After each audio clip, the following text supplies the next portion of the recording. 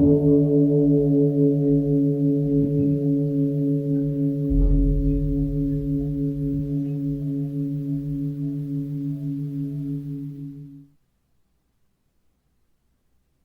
all beings be happy. May all beings be healthy. May all beings be free from harm. May all beings love life. May all beings awaken. Welcome to another Cuke Audio mini podcast. I'm DC Pupa of Cuke Audio and Cuke Archives. I pray that you and yours are safe and comfortable, free from economic hardship, and able to get out and do whatever it is you want within the limitations of the universal precept of do as little harm as possible. So today we're going to have the third piece from Sue Satermo's letter. I do not see a fourth, but the next one after that is labeled 5, Roman numeral 5. I'm going to read both 3 and 5 and conclude her letter. So she opens up with the reason I hunted for her.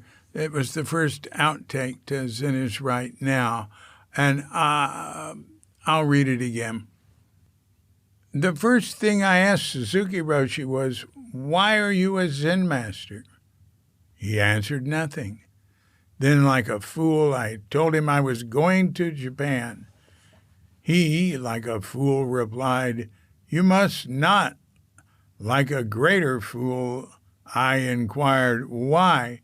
He then replied, "Because you don't know who you are," which I had known all along, but to find someone else who knew it too has made all the difference. See, that the way she wrote that, I like a fool said, and he like a fool replied. And she's not afraid of expressing herself. She's not trying to be Zen correct, ZC. And then she writes a little poem, or 2 triplets, the way it's here. So like a fool I've stayed, and like little Bo Peep who lost her sheep, doesn't know where to find it. But it comes home, duly aware, wagging its tail behind it. Hey, comment on that. You know who said it? Est. The Est people would say, "Did you get it?" And you come out, either you got it or you didn't get it. You were supposed to get it. I wonder if she did Est. I mean, you didn't have to do Est, use the word it like that, but I didn't hear that around Sin Center much. I heard it from Est. I didn't do Est. We could do, who started Est? Werner. Keep thinking Werner Herzog. Not Werner Herzog. Anyway, very interesting man. Who went on? Oh, well, never mind. So anyway, Sue goes on. She says, about this time I saw Roshi again and told him people said I was asking to see him too much. He said, "I don't know what people are saying. I just see the people who come." That reminds me of him saying he doesn't know what people are doing. You know, he doesn't, when he said, when I walk around Tassajara, he's not taking a reading on people and judging them and giving them scores and stuff like that. I know what he said. He said, when I walk around Tassajara, I see nothing, I hear nothing, something like that. Okay, so she says, also about this time I tried knocking on Roshi's door without an appointment because I thought it was an emergency. Oksan, Mrs. Suzuki, answered the door and said, "You want to see Roshi now?" "Yes," I said. And she told him, and he saw me even though he had to put on his robes and get all ready at an unexpected hour. What a bad student I was. And what a nice teacher he was. I told him I thought I should visit my father because he had had a heart attack.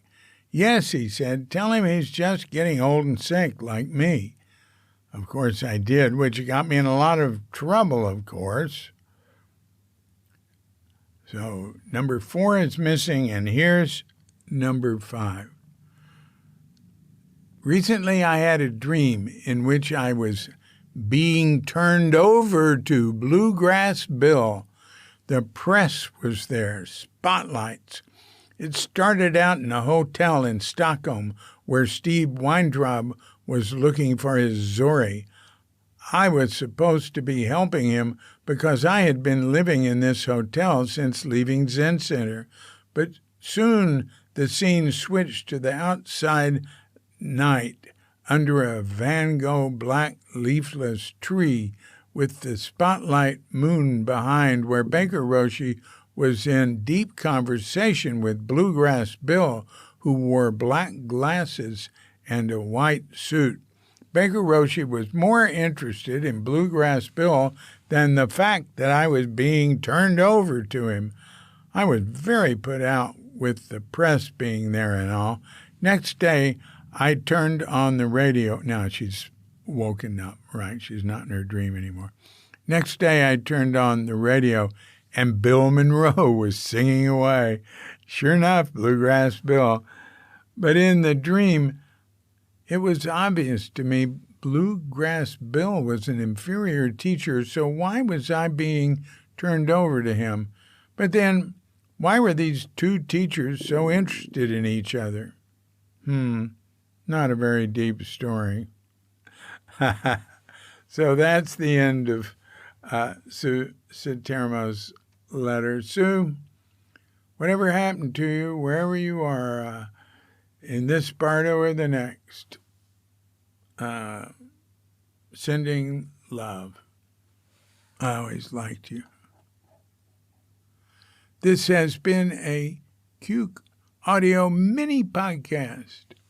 I'm DC, Poobah of Cuke Audio and Cuke Archives, coming to you from Sleepy Sonor with Dogette Bandita, Feline Cuchita, and dear lovely Katrinka.